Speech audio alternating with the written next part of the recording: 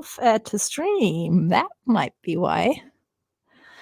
Check 1, 2. Can anybody hear me? Checking in the group.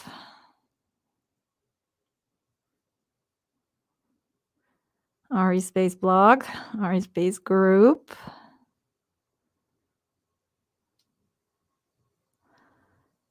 Can anybody hear me? I am checking this. First time streaming. I see 10 attendees. That's wonderful. 13. Oh, yeah. Welcome, everybody. Still trying to figure out how I can interact with y'all. So that will be the interesting bit. I'm on the Facebook group. Could somebody just, is there a chat? There's a chat.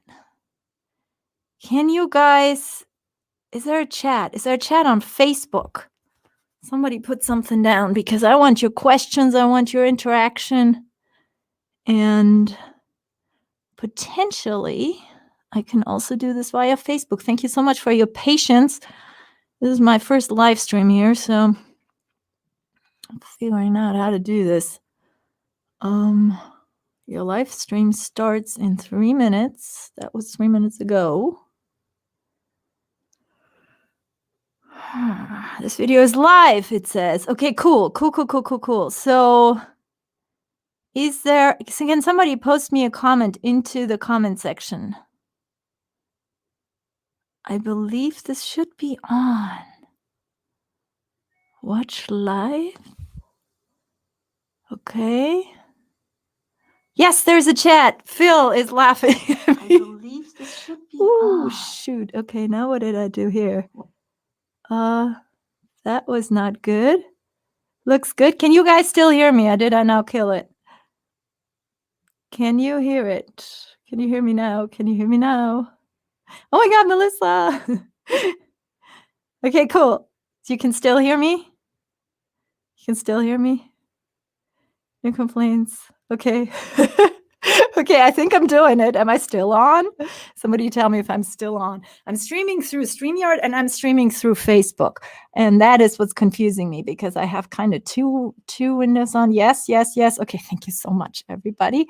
I appreciate it. So I can only see myself or you guys. So I'm going to have to finagle my windows here a little bit, but this should work. Okay, so welcome, everybody. Thank you so much for your interest in talking about Scrab the TAB.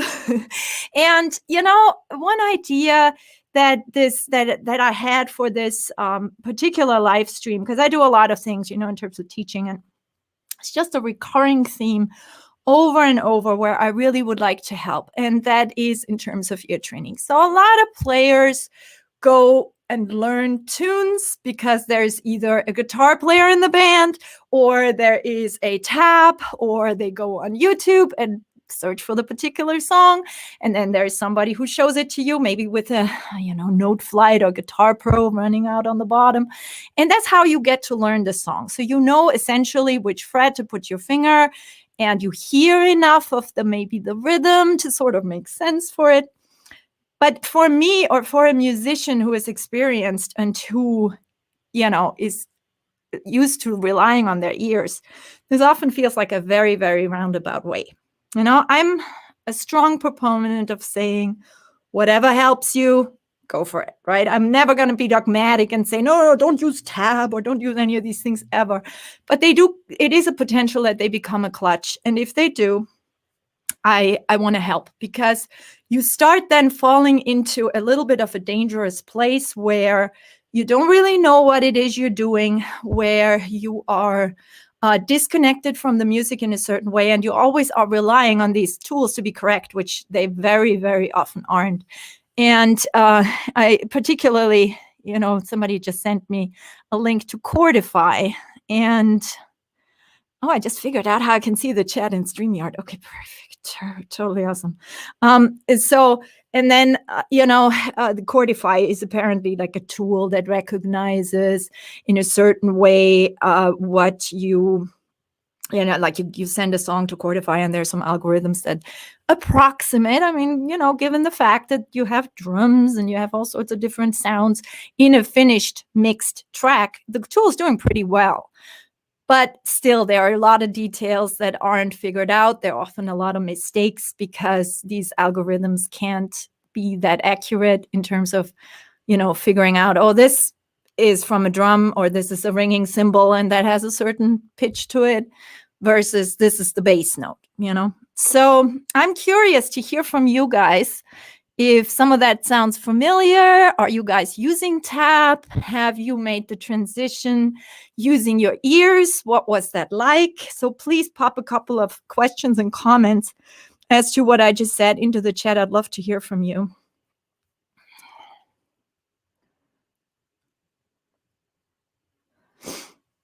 So who uses TAB in here? Is that something you do? And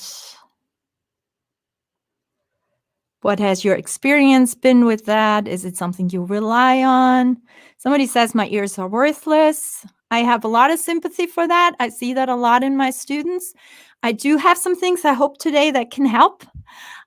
Because, I found that a lot of times people just don't know what to listen for because they've never really been able to take the time to take apart, for example, how do you hear the bass in the mix, right? That's a big topic for us.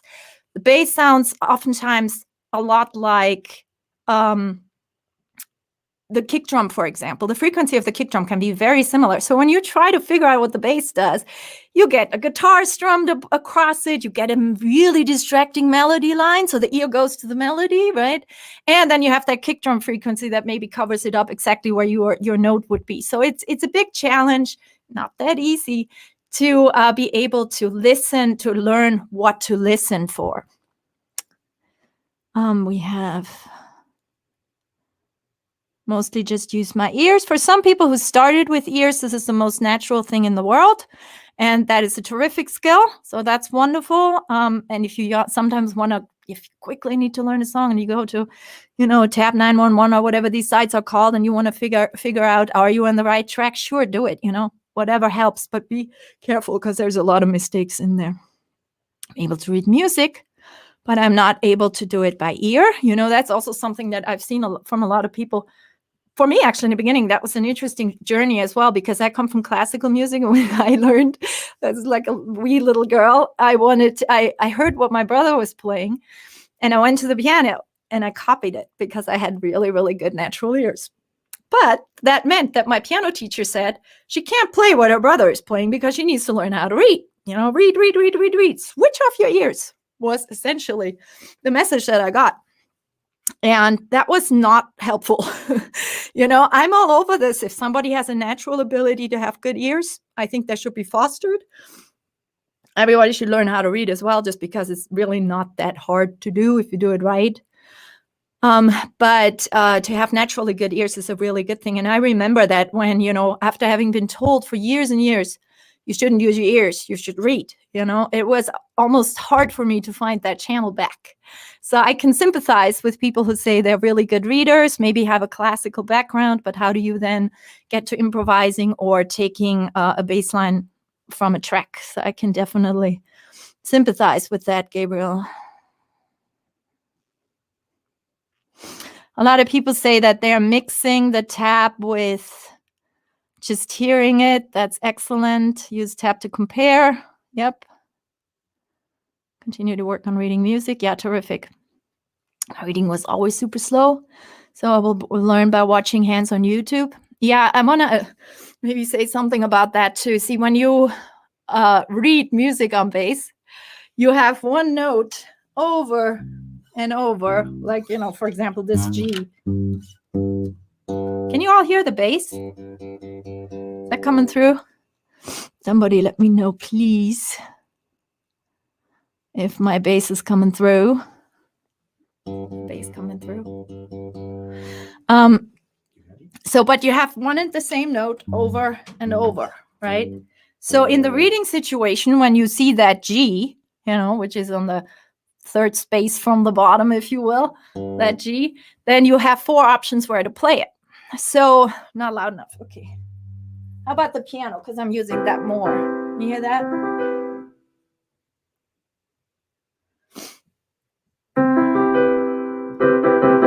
Well, well, it sounds thin. I can add a little bit of low end, but maybe the fine-tuning will leave for the next session. But is the piano audible? Not loud enough? I'm learning there's a little bit of a delay. No problem. Okay. Yes, on the piano. Okay, thank you. Thank you. I appreciate that. Where was I? When you lost my train of thought. Piano, bass. Oh, yeah. Same note, right? So when we learn to read on the bass, it's actually quite important that you do that with some sort of a method in mind. I have a book coming out for that very soon. But you have a whole bunch of different Gs, right? That's quite unique for stringed and fretted instruments, that you have more than one option. So to know what in the heat of the moment, which G should you choose and why, there is a little bit of practice involved. And what would be the short answer for that? Well, one short answer would be, well, you have an eye towards the future. If I see it's going up, right? Maybe I want to use pick a G that's higher up, so it gives me more of an opportunity to already be in the register that I want to be in. You know, I see it's going up high, so I'm going to be in that position already. That would be one trick. But another trick is also to systematically learn the fretboard. So that's too much for a single stream, but that will be part of my next book, which is, by the way, almost done. Very excited. So when somebody says they feel completely lost with their ears, the first thing I want to assure you, there is something called, what is it called? It's the inability to hear pitches. So it is a medical condition, and this is most likely not what you're experiencing. What you're probably experiencing is more of a mix of, as I already said, not being able to know what you're listening for. So to needing some experience to find exactly the note you're looking for, and probably also of just plainly overloading yourself. Okay, so I'm gonna do a few very simple ear training tasks. Please feel free to just pop anything into the chat as you hear it. For some people, this may be super, super easy. For some people, this may be super, super hard, almost impossible. But either way, please hang in there. And wherever you are on your journey, know there's always a next step wherever you are. And it is useful, even even if you are experienced, to sort of, make conscious what it actually is you often listen for.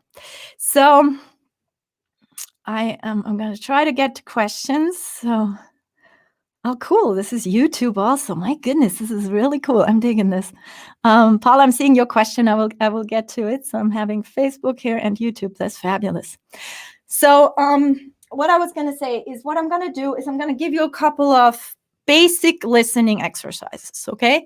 And one way how ear training becomes conscious is if we try to describe sounds. This may sound really odd to you if you've never done it, but hang in there because it can be quite useful. The sound that I'm playing right now, how would you describe that? What word would you come up with it? What kind of scene in a movie would you underscore with this type of sound? Just pop it in the chat. Is it happy? Is it tense? Is it not containing much information, kind of bland maybe? Is it romantic and beautiful? Would the love song start like that? So pop it in the chat. How would you describe that? Brash, harsh, somebody says. I'm not getting all your names. So conflict, nice. I like that. Now for the more advanced people who can hear what interval this is. Tense, love it. Tension, unresolved, beautiful. Warning, discordant. So I don't know if all these folks are bringing all these beautiful words in, if you have learned this somewhere, or if that's just your gut reacting to a sound, right? Mysterious, yep, definitely. Who can hear what kind of interval this was that I just played?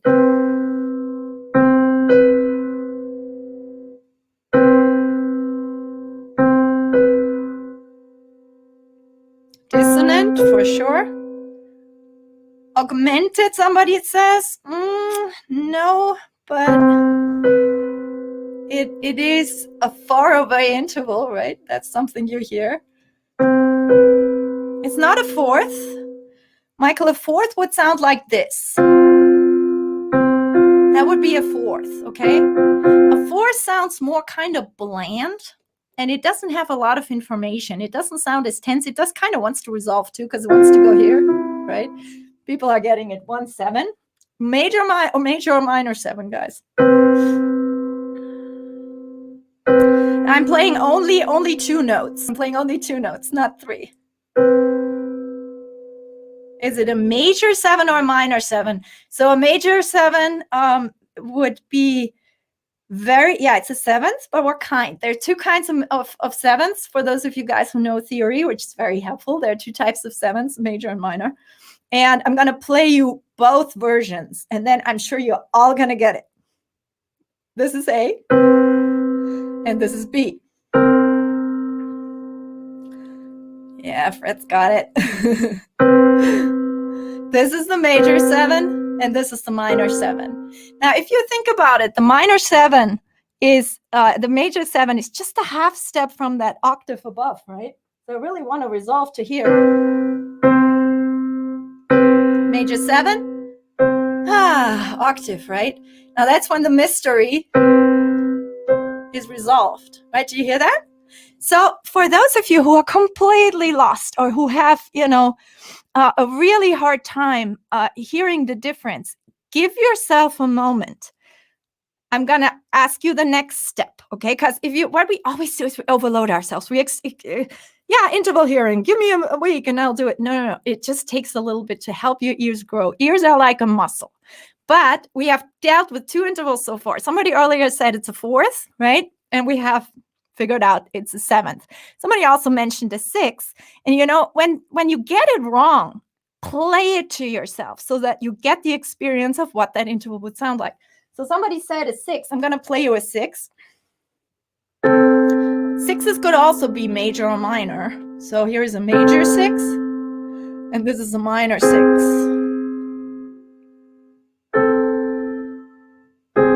Right? Do you hear that? Major 6. Now, how would you describe this sound? Is this also tense and mysterious? If you were a film composer, what would you put that chord under? Is it romantic? Is it tense? Somebody about to get killed?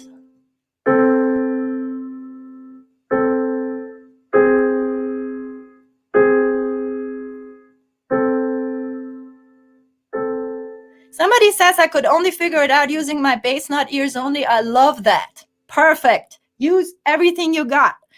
Then play them back and forth, So this is a major 6 and this is a minor 6. And I'm still looking for some nice words for, oh, beautiful longing. Yes. A lot of love songs,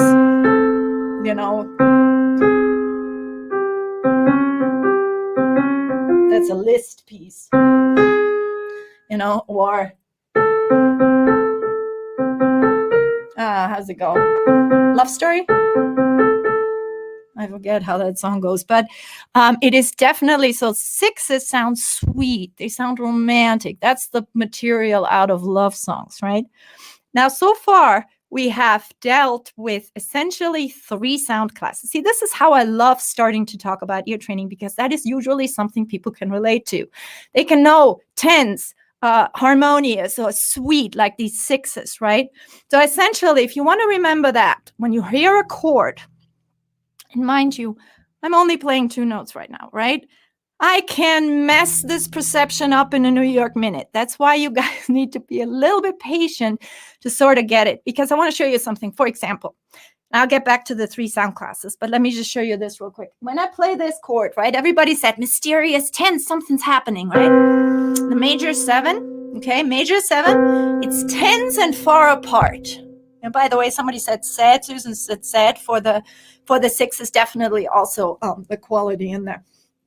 But this one sounds tense, right? Now I'm going to keep those 2 notes in there, but I'm going to make this a very, very sweet sound. And I believe somebody earlier said I can hear a 3rd in there.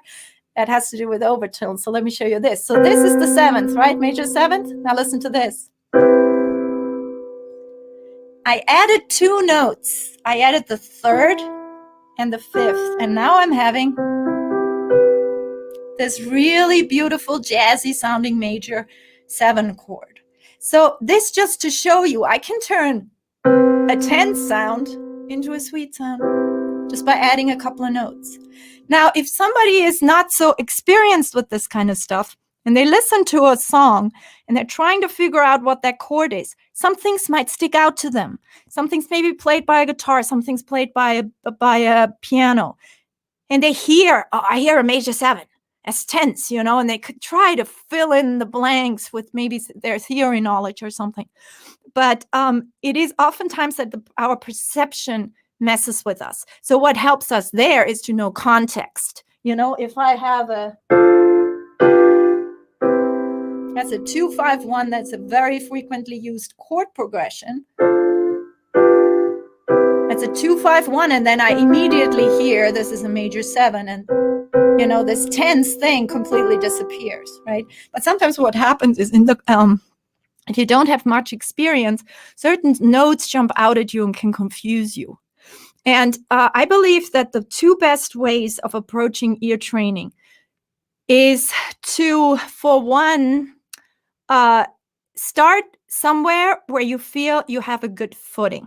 So one way how I have an ear training course out that you can explore if you like, it's under right on, wait a minute, is it a banner I can put in or something?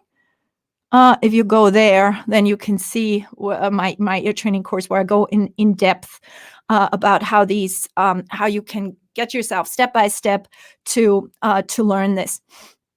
But what I do there is I talk about the sound classes. And what I mean by sound classes is this is really something that people get pretty quickly. Even if you're one of those people who think, I can't hear anything, I'm like, completely lost, I got nothing for ears. If you learn how to distinguish between my 3 sound classes, I call them tense. You already heard tense. And there's tense and far apart. The 7th, major 7 also, minor 7, right? And the inversion of the 7th. If somebody knows what the inversion of a 7th is, then please pop it in the chat. But that's a theory knowledge. Every interval has sort of a mirror interval, right? Right now I'm playing C to B. If I flip the octave on one of those, and then I play C to B, I got the inversion of that interval. It's a second, correct, Michael? And if I had a major 2nd, I get a major 7th, I get a minor 2nd. And if I had a minor 2nd, minor 7th, I get a major 2nd. On the bass, you can see it pretty nicely, actually. You have a C. Here's the octave, right? If I go a half a step, 1 fret down from the octave, I get a major 7. And that's my major 7. And then if I go B to C, this is also B to C, right? B to C as a major 7, and then B to C as a minor 2nd. And in order for you to hear what that sounds like in context, you have to finger it up here. You can hear the really tense sounding minor 2nd like this, right? So they are related. Tense and far apart, 7th. Tense and close together, 2nd. Okay, that's one sound class. The other sound class was that sweet business, right? My 6s, and if 7ths and 2nds are related, then 6s and what are related? And 7, I'll give you a tip. 7 plus 2 makes 9. 7 plus 2 makes 9. Wait a minute. Last I checked, 7. This is an octave, right? Octave means 8. So really, this should be 8, right? But it's not, because I'm counting this note in the middle twice, right? 1, 2, 3, 4, 5, 6, 7. There's my 7. And then I go again. I'm sorry, 7. And then I go 1, 2. So I'm counting the B twice, hence 9, not 8. 9 is the magic number. 2 plus 7, 7 plus 2, major to minor, minor to major. Nailed it. Yes, exactly. So what is my inversion of the sixes then? 6 plus what is 9? Essentially is what you're getting. And that is, I'm going to play it. Can count 1, 2, 3. I know there's a delay. Probably a lot of you guys already popped this in there. So thirds and sixes, I'll give it away. I know in a second the chat will say that, but yes, thirds exactly. So you have you have thirds and sixes that are romantic, lovely, sweet, harmonious. That's the thirds. Yes, third is the inversion of the 6, correct. And if you have a major third, then the inversion is a minor 6. If you have a minor third, then the inversion is a major 6. Okay. Okay, cool. So now we have thirds and sixes, sevenths and seconds. Now we are missing the fourths and the fifths. The fourths and the fifths and also the octaves I put into that same category. Those are sort of the kind of open sounding. I sometimes call them bland, but then the rock folks go, how can you call a power chord bland? So yeah, I get that, but it doesn't have much information, right? It's kind of open. A little bit medieval sounding, right? That's a fifth that I'm playing right now. And the fifth, of course, is the inversion of 5 plus what is 9 fourth, right? So a fifth plus a fourth, a fifth plus a fourth is an octave. So somebody says tens, the fourth does have a little bit of a tension in it because I want to resolve the fourth to the third. But listen to how there's a different kind of tension, okay? Because somebody on YouTube just said this sounds tense to them. You're not so off because listen, here's a fourth. And you kind of want to resolve it, don't you? I want to go here. Thank you. So that's what you hear as tens. But if you hear it as the inversion of the fifth, I'm going to take that C and put it up the octave, and then I get the inversion. I get the fifth. Do you hear how that kind of sounds open, non-committed?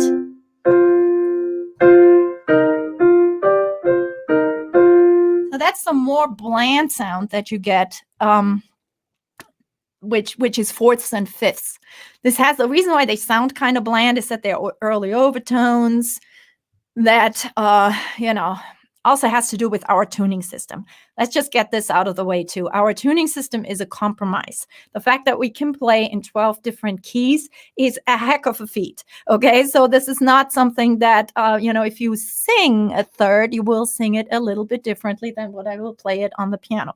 If I play it on a fretted bass, it will be slightly different than how I would play it on a fretless bass. So that has to do with when I have no reference, I will automatically use natural tuning. But in order to be able to transpose into different keys, we have just used math and let go of some natural overtone, properties. So that's also why sometimes we hear things a little bit off because we might be tuned in that a real fifth sounds a slight bit different. This is an adjustment, right? It's just math saying I want to be able to play in 12 keys. And so that I am able to do that, we're making a little bit of a compromise. So, so far, 3 sound classes: tense, sweet, open. By the way, also open sounding octaves. That sounds super clear, right? Sounds almost like the same note, but a bit fatter. A little bit more info. That's all. Okay, here's a quiz. Tense, bland, or sweet? Murder, romance, or, just kind of bland?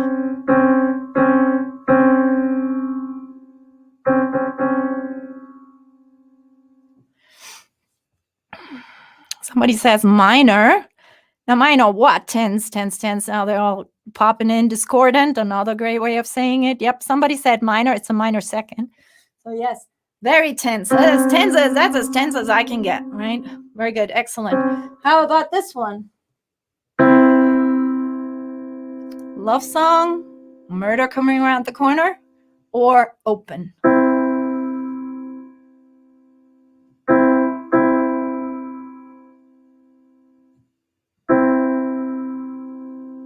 I still have some tenses coming through. This is not tense. This is tense, but this is different. Sweet. Yep, sweet. Somebody says open. I'm going to play you open as a comparison. Again, when you get it, quote unquote, wrong, then just listen to what's the contrast and then see if you can drill in your drill deeper for your ears. So this is sweet. This is bland. Right? This is sweet. This is bland. Okay?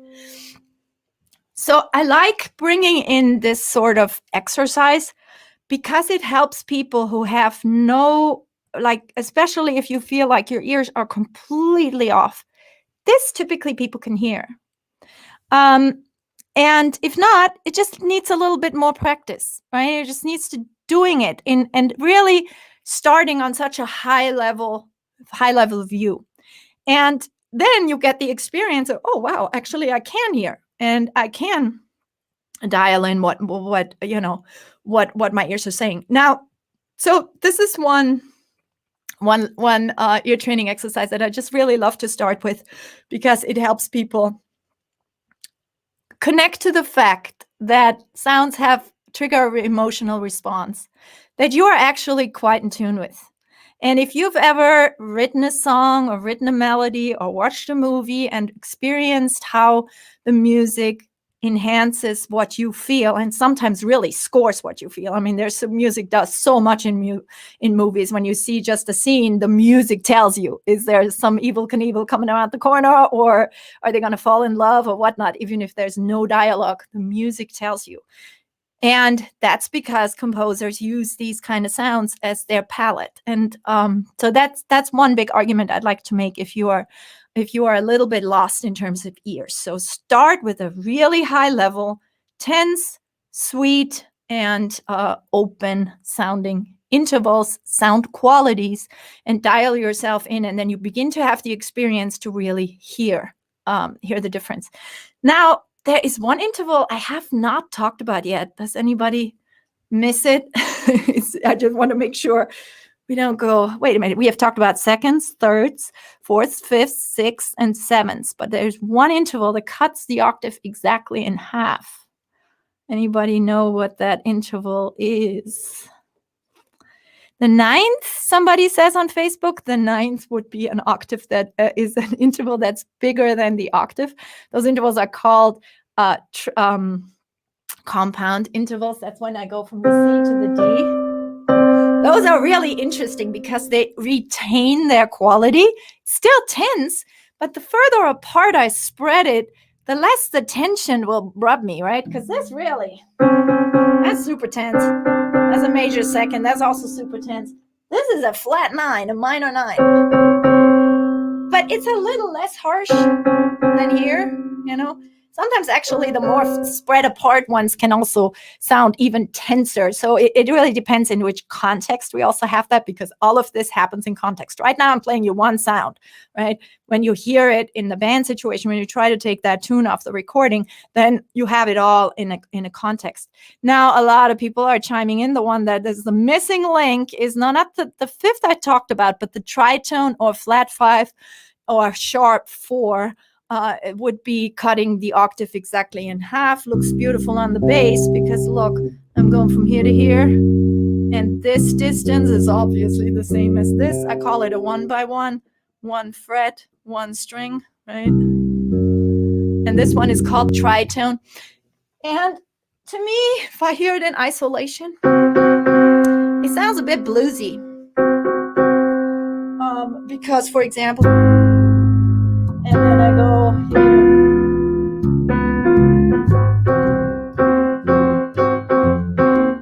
So I get a blues going there, right? This has to do with the tritone being part of the 7th chord, the dominant 7th chord, which we often hear in blues. So that's the tritone. That one has kind of like a very special role to play.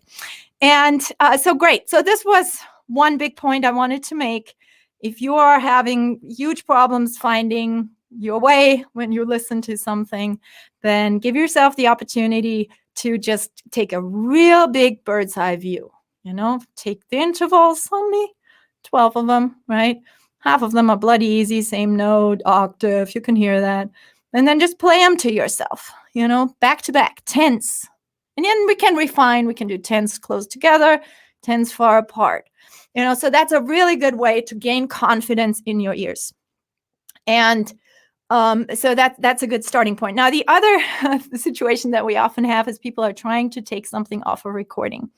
And what I find is really helpful is, first of all, we need to tune ourselves into where is the bass in the mix. And one huge challenge I have, unfortunately, on these live streams is if I were to take a tune and demonstrate live how I would take it off the recording, we would immediately get banned on Facebook because of a copyright violation. And they have algorithms that sometimes even flag you if it's your own material. So we have to be very careful with that. And unfortunately, what I'd really love to do is just take one of those songs and then fly it in. But I can't do that. But what I did is I'm married to a composer. It is a wonderful thing. And he has put together a tune for me. So now I don't know if we can hear that. Please give me feedback if you guys can, in fact, hear this. Do y'all hear a count off right now?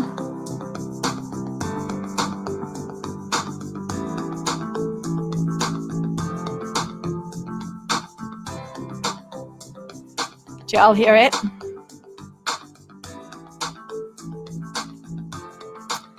Okay. Somebody says no. Okay. All right. Yes. Some say yes. Some say no. Phil, you're on Facebook. Others on Facebook say yes. Others on YouTube say yes. So I'm going to assume it's a yes. I have a bit of a mix of responses, but I'm going to assume it's a yes, hopefully. Let me download this and make sure I have it in transcribe. So what I want to show you on this is a very common chord progression. And actually, Chris, who started this whole conversation, who asked me about how to take down a song, this chord progression is in that Foo Fighters song that you asked me about. It's a little bit hidden and it's in a different order, but it is a chord progression that is in a lot of pop songs. And let me save this. And so I'll be able to play this a little better for you. So what Wolfgang put together for me is this 4-bar chord progression. And the first thing that I immediately hear, a lot of ear training happens just by the sheer fact of having experience. Because actually, I want you all to research this. The Axis of Awesome, when we're done here, go on YouTube, the Axis of Awesome 4-note chords, okay? It is a sketch by, the Axis of Awesome is a band, they're like a fun, like comedic band. And they made a sketch out of, hey, a 4-note song, 4-chord song is what we need to be famous, and the bandmates say, no, I don't think so. And he said, oh yeah, listen. And then they go into this medley of all these songs we know, and it's always that same chord progression, and it's a little bit of like a gimmick almost, where often the producer says, we need one of those, we need one of those chord progression from the band right now to make a number one hit. So it's the 1, 5, 6, 4 chord progression, right? And that's the one that I'm playing here right now. And I want you to sort of, if you have experience, then you immediately, it's one of those, right? Because you've heard it before, you've transcribed it before. But it takes a little bit of practice to sort of hear it. So I'm just going to play it again. I'm going to tell you that it starts with the 1 chord.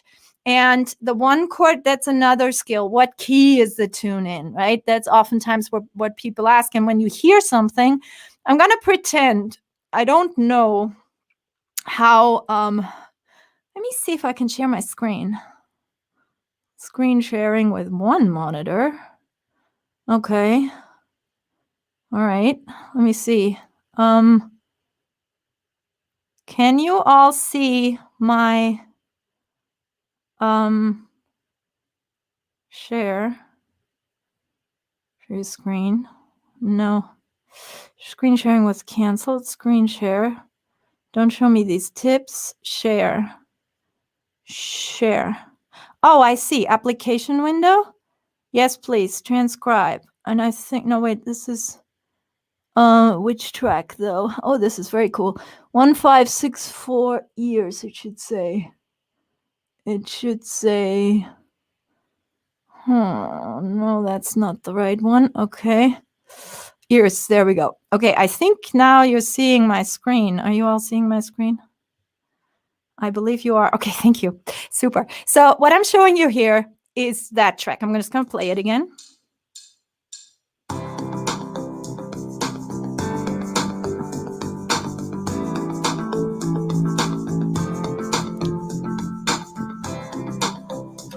And now it starts over, right? Now, if I pretend I don't know what this is, I first of all have to figure out the key. So a good way to do that is say, okay, I want to figure out the first chord. And the program I'm using here is called Transcribe, by the way, which I absolutely love for transcribing purposes. So there is the first chord is going on here. So I'm making this blue right now. And I can, that means it's going to loop it. Okay, I'm going to pretend I don't know what this note is. I'm going to start somewhere. No. Well, that sounds kind of inside, but it doesn't sound like the root. No. There it is. So here's what happens often to beginners. They try this and they start going and it's like warm, warm, warm, warm, hotter, hotter, hotter, hotter. I'm there.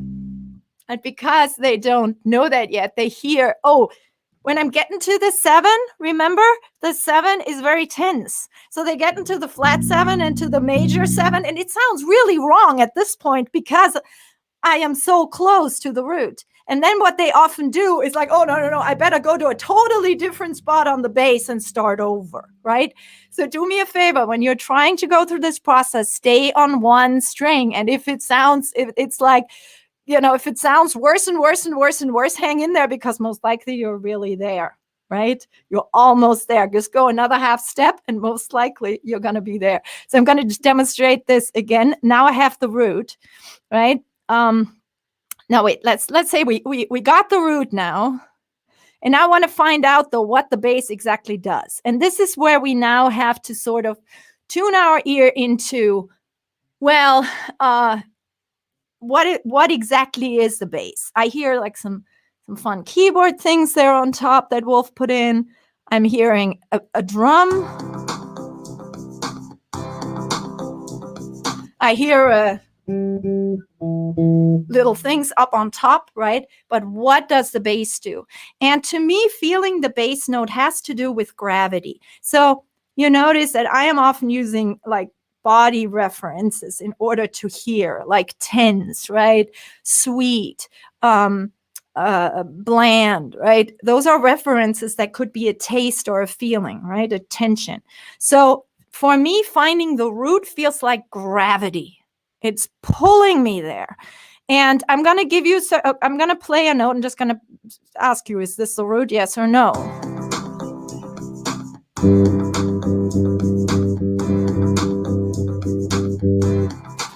And probably gave it away by starting the question like this, but no, it's not, right? That was the 5th. And the 5th is kind of related to the root. It's an early overtone. It's, you know, and also don't forget, you know, when you have when you have a whole chord playing, right? You hear an entire track, you hear a chord. There's thirds in there and fifths in there and maybe color tones. And I am supposed to find that lowest gravity point, right? So I'm going to go now 5, 4, 3, 2, 1 so that you can hear the difference between the 1 and the 5. Okay, if there are any questions, please spell them out. A couple of people say no. Yeah, no for not the root, probably. Yeah. Here we go. So I'm going to start again with the root. There it is. So it's essentially you are learning by process of elimination, right?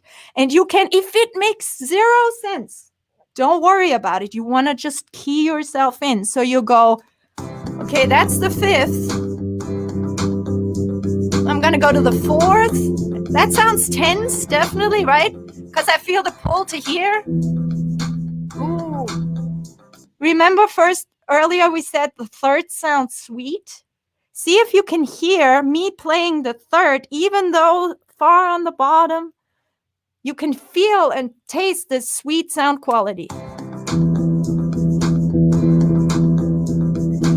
It's not the root, but it doesn't sound tense like the 4th, and it definitely sounds inside, kind of close, kind of as part of the chord. Right now I'm going to go to the 2, which will expectedly have a little bit of tension because the 2nd has tension.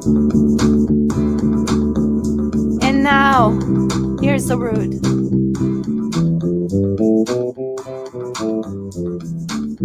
And what I just did was I played the C major scale a couple of times in relationship to this sound. And that's a really good exercise, and we just overload ourselves trying to just pick one chord and determine, okay, it's a C major, and then play all the scales you might know. Maybe you know a major pentatonic scale. Maybe you know a minor pentatonic scale. Then you want to use a minor chord, of course, even though, listen, I can play the minor pentatonic over this too. It's going to sound bluesy and it's going to work. Listen.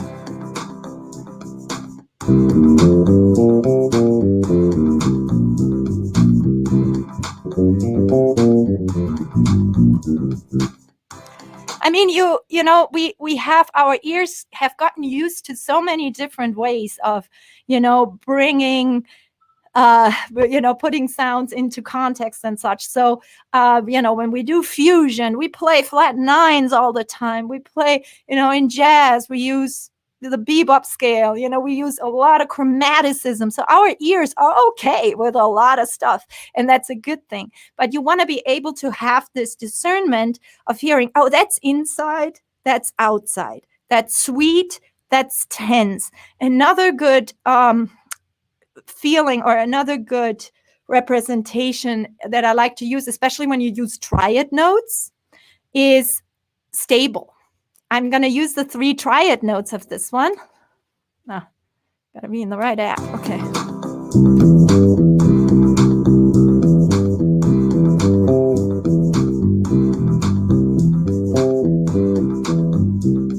So what I just did was just play root 3/5, right? I'm outlining the chord now, and that helps you hear the stability of those 3 notes. Okay. Any questions, please pop them in Facebook and YouTube comments, please do. And so now I'm going to bring in the next chord, and I'm going to have 2 chords. I don't quite know how far it goes, probably here. And this is a very, very, very frequent chord progression. That is the chord progression. It's going from the 1 to the 5. Okay. And to me, the 5 always feels like tension. I like easy. Okay. It's a bit flippant and there's way more to it, but 1, 4, and 5 are the main chords that you can, are the main 1, 4, 5 are the main functions, we say, as a when you are learning diatonic chords, which I highly recommend you do. We do it in all of my courses, diatonic cycle, chord progression, starting on every single scale degree. And that really teaches you, the diatonic world, and the diatonic world that way. And then you learn the modal world, and then you're pretty well equipped to, withstand most playing situations. And when you have the 5-1, it feels like tension release. Right? So 1, 4, and 5, I flippantly like to say the 1 chord, think of a blues, right? The 1 chord is I'm home, gravity. The 4 chord, I'm going somewhere. It's a lift, right? If you've ever... So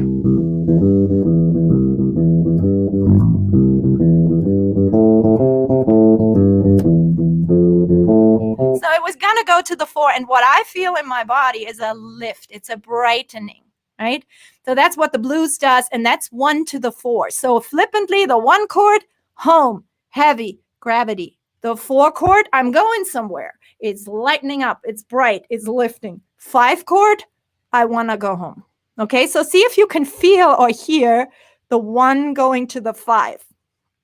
Typically, we have it going the 5 to the 1, but since they're going back to back, you can hear it. Listen.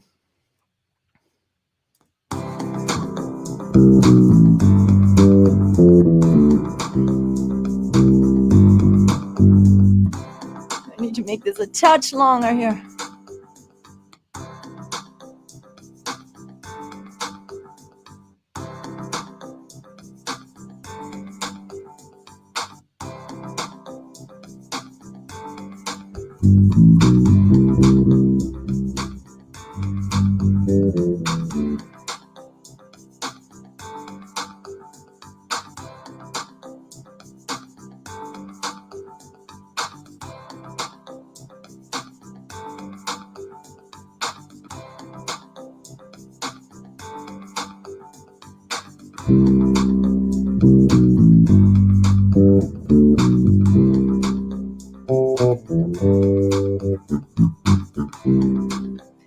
So it's on some tunes easier than others to get the loop exactly right, so that you don't always hear the little hiccup when it goes back to the beginning.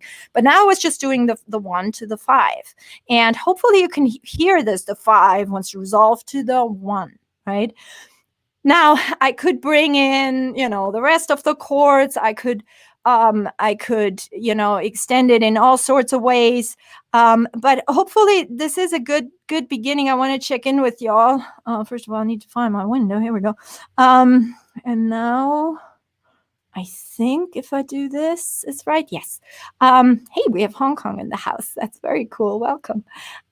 So I want to begin to wind it down a little bit, but any questions, wishes, concerns? Hopefully giving you a couple of good tips to get started with ear training. So my goal with these streaming sessions is to tell you a little bit more about how I go about, sharpening the ears. Again, I have an ear training course that we sell. It's called Ear Confidence: 6 Paths to Fearless Ears. One I introduced a little bit today. It is this idea of hearing these sound classes. I like to use that in the beginning, especially when people say, I have no idea where to start. This is really something that typically helps people a lot. And you can find out more information about that here, as well as on, coaching. I don't even know where the ear training course, I believe. So there is, it's a long course. It's very in depth. It is a course that really helps you, will keep you busy for a very long time. And a little bit of it I would really like to bring into those streams, because I know it is a pervasive program and, problem. And I feel so sorry for people who have to rely on those resources and don't really hear when it's, when it's off, and, don't really know where to start and all of that sort of thing. So I want to just encourage you to check that out. And this is the URL if you would like to find out more about how that course is structured. Any questions, wishes, concerns? I'd love to know. Phil says this has really helped me understand chapter 3 in your book. That's the interval chapter. Super. Very happy to hear that. And yes, thank you. Thank you, Fred, for posting the link. Fred posted it on Facebook, and I just posted it in the video. But also some people are saying, what is that program that I was using? It's called Transcribe. If you just go to my homepage, arispaceblock.com, there is links in the sidebar. I also made a tutorial about how to use this program. This was this yellow, the waveform. You can use DAWs for that sort of thing, but there's a bunch of things that you can use in Transcribe. It's designed for transcribing. And it has a lot of great shortcuts and keyboard, keyboard shortcuts and sound properties. Like, for example, when you can't hear the bass, here's a good one. You can use the EQ and, for example, bring it up an octave. I can transpose it up an octave, and then I can hear it. I'm going to show you that next time, because I'd like to properly go into how to do that. But there are a lot of ways how you can boost the bass. And it's not always that oftentimes people think, well, take out everything else and just boost the bass like mad. But what you end up hearing then is you just hear, right? Not much definition. So one thing that I often do is I take the entire track up an octave. Sounds horrible, but all of a sudden the bass pops out much more and I can hear the bass line better.